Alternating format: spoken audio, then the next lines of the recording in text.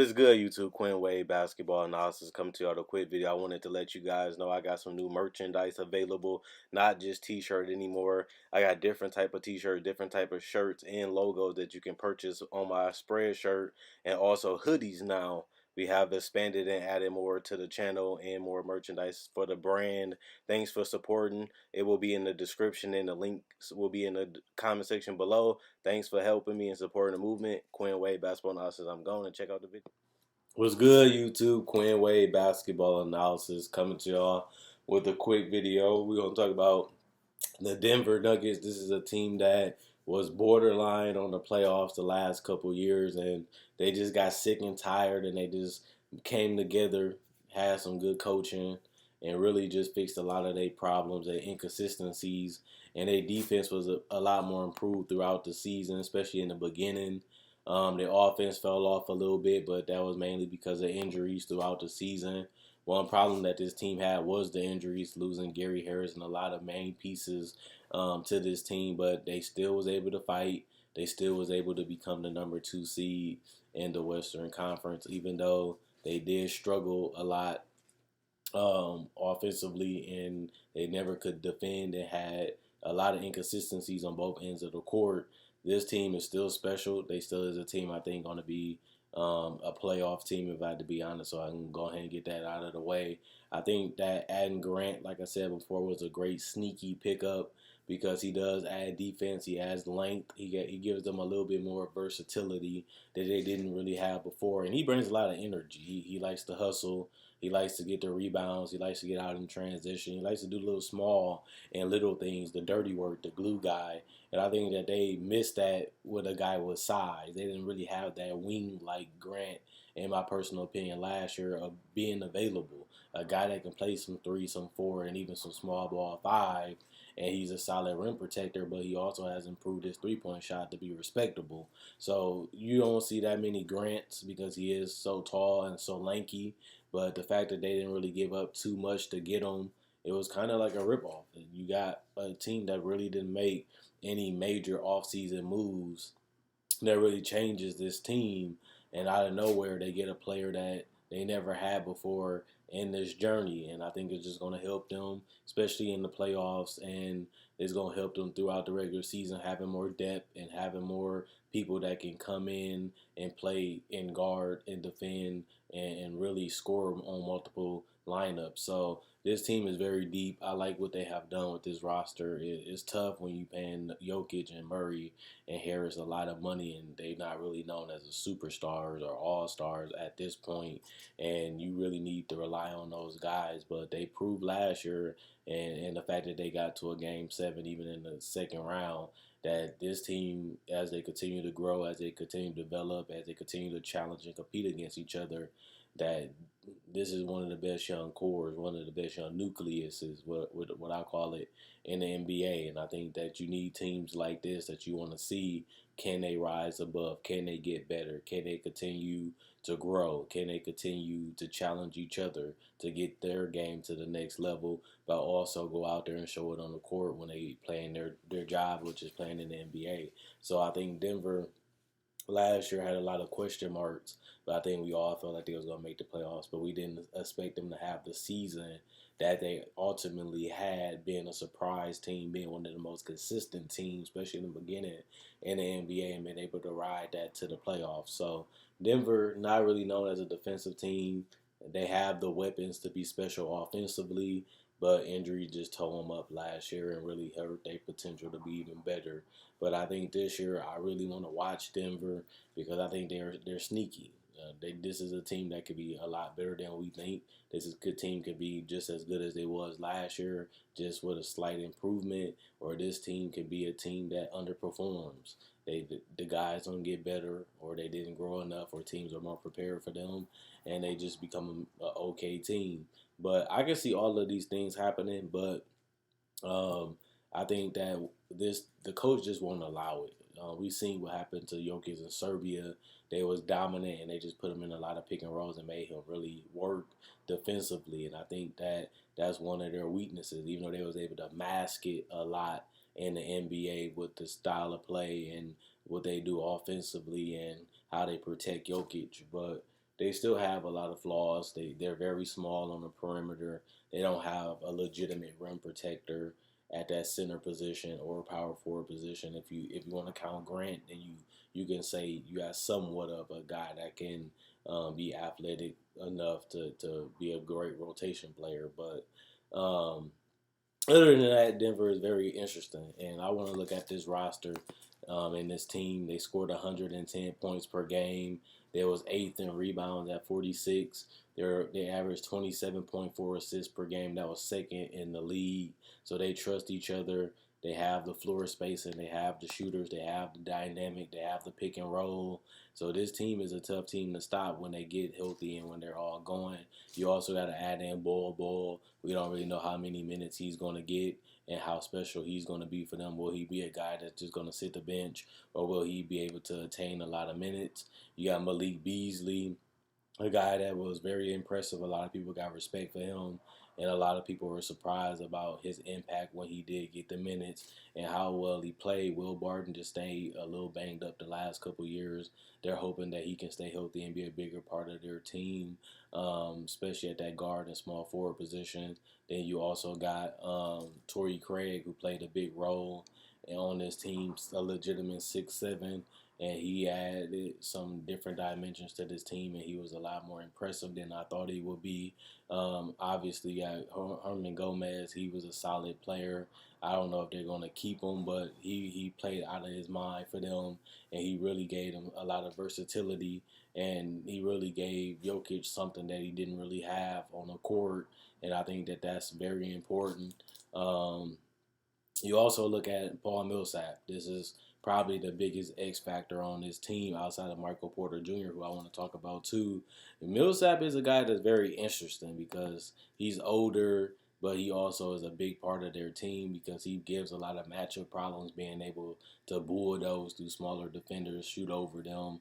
He's a decent finisher in the paint. He's a very heady player, knowing angles, knowing how to use his body, knowing how to use his quick jumps to get easy baskets, but he hasn't really been healthy enough to really warrant the $90 million that he got from Denver. He played 70 games last year. The year before he only played 38, but he only gave them 12 points a game, which was a little interesting because they don't really need him to be a 20-point scorer, but he has been a guy that either he comes to play or he really doesn't have the consistent impact that you would want him to have.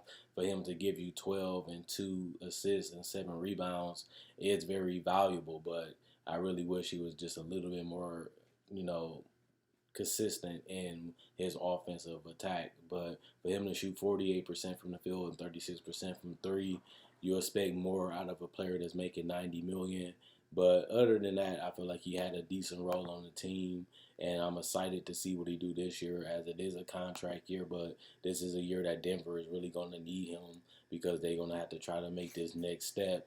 And Paul Millsap is going to be a guy that they're going to have to rely on, especially like he was pretty decent in the playoffs. But they're going to need him to play the same way for the whole season and in the playoffs. If they want to continue to build upon what they did last year, they're going to need that other guy that can fill up the rest of those points. And he's been able to do it, but at the same time, I want to see if he can do it at age 34 going into his last year because they renewed his contract, so they got belief and faith in him. But it's just about him going out there and getting the job done for them on a nightly basis and just being a dependable player. And he did that last year. He did that in his first year. He did that last year. Now, hopefully, he can continue to do that this year. And I feel like the Jokic Millsap fit didn't work as good as we thought it would when he first got signed. But it also hasn't been terrible as they've been a borderline to a playoff team since. So I really want to see how he continues to develop with this team and this young nucleus and how he tries to fit in and find ways to be effective and play his game with this team. Michael Porter Jr. is very interesting because they do have guys like Grant. They do have guys like Paul Millsap. A lot of people in Denver is excited by Michael Porter Jr. being able to pull up from three, create his own shot, shoot over smaller defenders, post up smaller defenders, finish around the paint, even if it's just being above the rim with dunks, getting to the free throw line, and also showing that he can be a great guy that you can throw the ball to and he can get you a bucket. And I feel like that's what Paul Millsap was supposed to be. We seen Jamal Murray do it a lot, but he wasn't reliable. And a lot of that, you don't really want to rely on a guard to create all of your offense, especially when they're not that athletic and they're not that consistent of a shooter and a shot creator like Jamal Murray. And I think that eventually Michael Porter can take that 3 or 4 role and really give them that guy that can throw the ball to and get them a bucket and be reliable. And he's not there yet because he had the back surgery and he hasn't been able to play in meaningful NBA games or games in general. But, when Paul Millsap finally decides to leave, I think Michael Porter will be a lot more healthier, and I think he'll be ready to take the mantle. Right now, they're just focusing on winning. They just focus on being better than they was last year.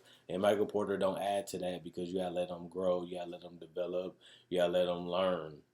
And that's kind of going backwards of what you're trying to do from last year, which is build upon it and have a better year. But Michael Porter ain't gonna impact that type of winning because he haven't played in the NBA game.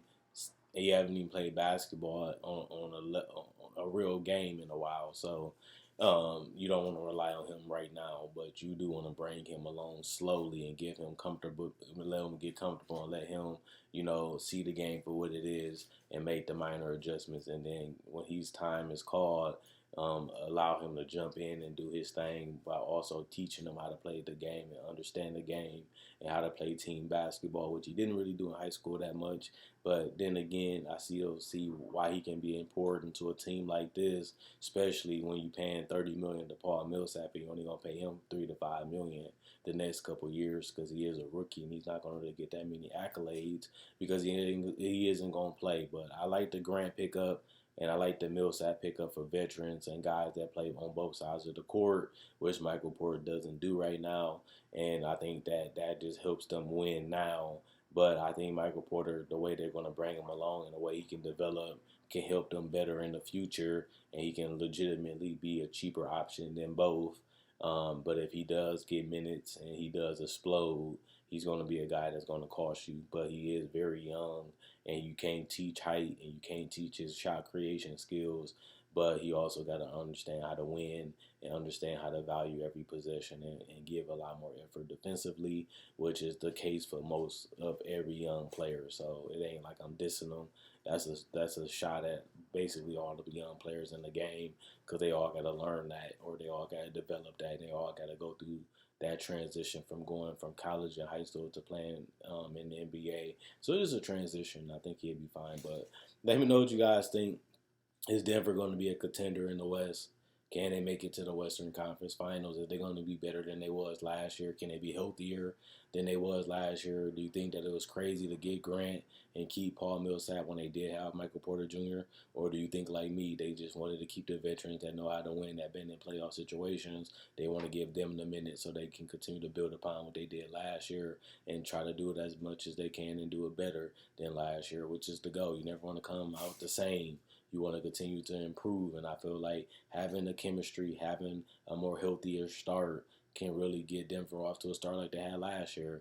But you don't want to end it in the second round. You want to get as far as you can, and they have the talent, they have the guard play, they have the wings, they have the superstar that can perform like we've seen Jokic do in the playoffs and throughout the regular season, be an MVP candidate. And they do have the perimeter shooting with Gary Harris, Jamal Murray, and the other guys. So they're not really missing that much. They just missing a defensive identity, which they showed on and off, and they just missing consistency from Jamal Murray. Can he be a primary playmaker? Not just a scorer, not just a shooter, but a playmaker, being able to keep teammates involved, keep them playing well, and being able to create and get his shot more efficiently and more smart. I feel like Jamal Murray took a lot of bad shots and he threw up a lot of bull. But it's going to happen. But he just needs to control that a little bit more and trust his teammates just a little bit more. But that all goes with growing and development and getting that chemistry figured out and just being healthy. And I think this team has been interesting. I picked them to make the playoff last year. I'm picking them to make the playoff this year. I'm just hoping to see them be better. To me, that's all Denver need to do is continue to grow and get better. I'm not saying that they should win the title, but I just want to see them continue to get better. And that's all I really got to say about them this year. And I really want to see what they're going to do with this roster once a lot of these contracts come off the books and they get a little bit more cap space. I really want to see how they build this team and what direction they go in the future. But right now, they're one of the best teams in the West. They're one of the deeper teams in the entire NBA, and they're a team that has a core that shows that they can play and they like playing with each other and they fit well. It's just about continuing to rough out the edges, smooth out the edges and the corners, and that just comes with experience of playing, developing, growing, and just hooping. And I think that they do all those things, and that's why they're a team that we all want to see this year. Let me know what you guys think. I'm gone. Like this video, check out my older videos on my channel. I have many playlists. I break down rookies, I break down players, I break down summer league. I do cover the draft, and I got a mock draft up already. Not only that, I do podcasts, and I also talk about the game of basketball, whether it comes to summer league, free agency, trade deadline, buyouts, and also I cover top 10 discussions and stuff like that. So you like this type of video, you like the NBA, check out my older videos and my playlists. I enjoy making these videos. You guys enjoy watching.